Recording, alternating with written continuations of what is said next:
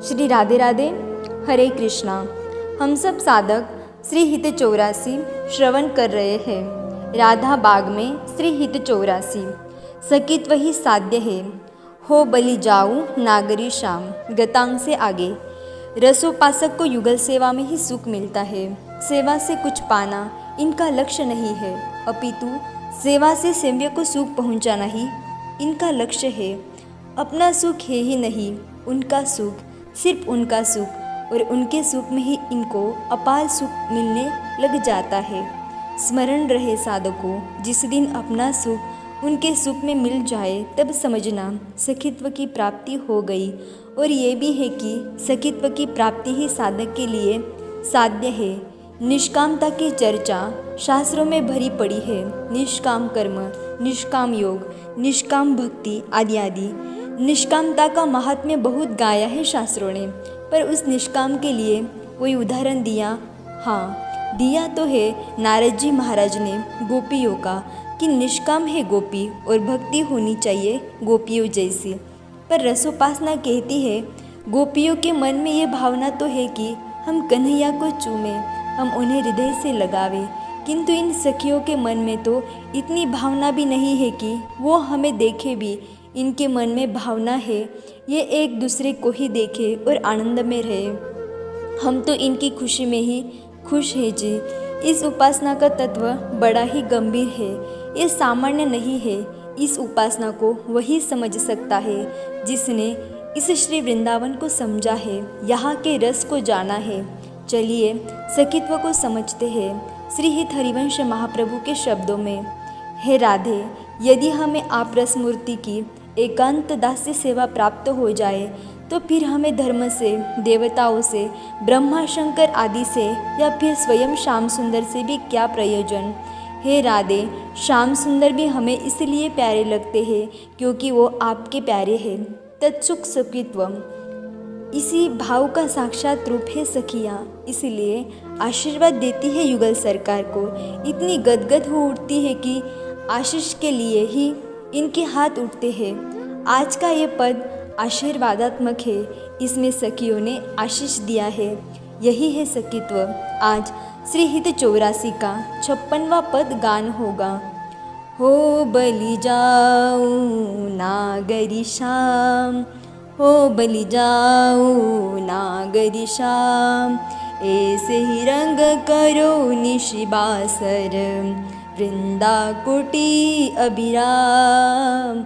हो बलि जाऊं नागरी शाम। हास विलास सुरत रस सिंचन,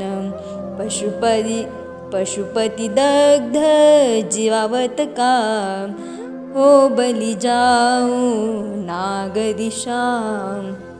श्री हित हरिवंश लोललोचन अली, करहुन सपल सकल सुख धाम। हो बलि जाऊं नागरी शाम, हो बलि जाऊं नागरी शाम। ध्यान। उस वर्षा में दोनों युगल भीज रहे हैं, बूंदें मंद मंद पड़ रही है। श्रीवन में हरितिमा छा गई है, कोयल बोल रही है, पपीहा पुकार उठा है, मोर नाच रहे हैं। युगल को एक दूसरे के स्पर्श से रोमांच हो रहा है। अब अधिकाधिक निकट आने का लोभ प्रकट होता जा रहा है। कपोल को चूम रहे हैं, फिर अधरों के रस का पान करने लगे हैं, फिर यह दूसरे में खो रहे हैं। पूरा श्रीवन अति प्रेम रस के कारण उद्दीप्त हो चला है। वर्षा, उसके ऊपर शीतल हवा चलने के बाद भी दोनों रति के बढ़ जाने से तप्त हो रहे हैं। दोनों का मुखमंडल लालिमा से भर गया। इस समय सब बाधक ही है। प्रिया जी के आभूषण सबसे बड़े बाधक है।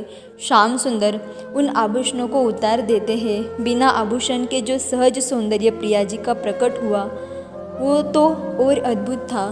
प्यारे प्रिया जी को अपलक देखते जा रहे हैं। उनके पलक भी गिरने बंद हो गए हैं, नेत्रों से अश्रु बहने लगे। प्रिया जी ने समझ लिया कि अपलक मुझे देखने के कारण इनके अश्रु बह रहे हैं, तो श्याम सुंदर के नेत्रों को बंद कर दिया अपने करों से। अब तो स्थिति और गंभीर हो गई। पहले तो नैनों से ही निहार रहे थे, पर अब तो वो प्रिया का रूप सौंदर्य हृदय में चला गया, हृदय में रम गया। अब तो वही हृदय में ही विहार हो रहा है। श्याम सुंदर बड़े ही प्रसन्न हो रहे हैं। हाँ ये प्यारी, आपने बहुत अच्छा किया। बाहर सखियाँ हैं, चारों ओर से सखियाँ हमें देख रही थी, इसलिए मिलन संभव नहीं होता, पर हृदय में कोई नहीं देख रहा। यह स्थान बहुत सुंदर है और एकांत भी है, यहाँ हमें कोई देख नहीं सकता। श्याम सुंदर अपने हृदय भवन में विराजमान कराकर अपनी प्यारी से रतिकेली करने लगे। पर ये सखी है, इनकी पहुँच भी बहुत गहरी है। युगल के हृदय में क्या चल रहा है, ये युगल के श्री अंग में हो रहे रोमांच से ही समझ रही है। ये श्री अंग के सिहरन से ही समझ रही है कि प्यारे और प्यारी नेत्रों को मूंद कर भावना में ही उस रस केली का सुख ले रहे हैं। जैसे किसी योगी की समाधि लग जाती है और वो स्व आत्मरति में लग जाता है, ऐसे ही ये भी आत्मरति में ही लीन हो गए हैं। एक योगी की भांति। श्री जी इनकी आत्मा ही तो है। पर हित सखी हंसी। अन्य सखियों ने पूछा, क्यों हंस रही हो? तब हित ने उत्तर दिया, इनके श्री अंगों को देखो कैसे कंपित हो रहे हैं, इनके बंद नयनों के कोरों को देखो, वहाँ से अति प्रेम के कारण अश्रु बह रहे हैं। यह प्रिया जी को आलिंगन करके अपने हृदय में ही लीला विलास कर रहे हैं। हे सखी, मैं क्या कहूँ, मैं स्वयं इनकी लीला देखकर देहभान भूल गई हूँ। मैं क्या कहूँ, मैं तो यही कहती हूँ कि ये निसंकोच ऐसे ही विहार करते रहे।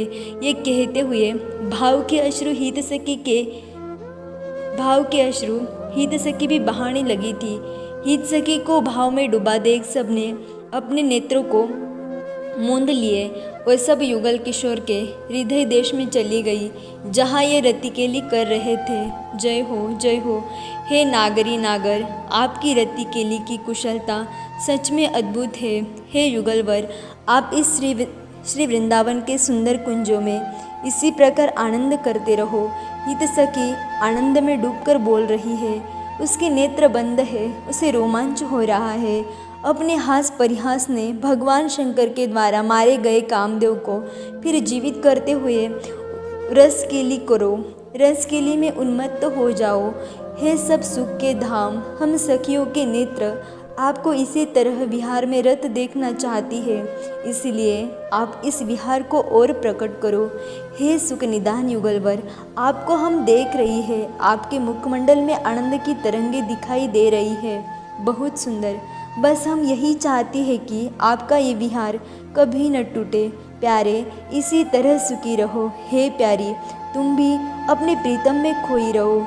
हित सखी अपने हृदय में हाथ रखे बोलती है, तुम दोनों ही एक दूसरे में मगन रहो।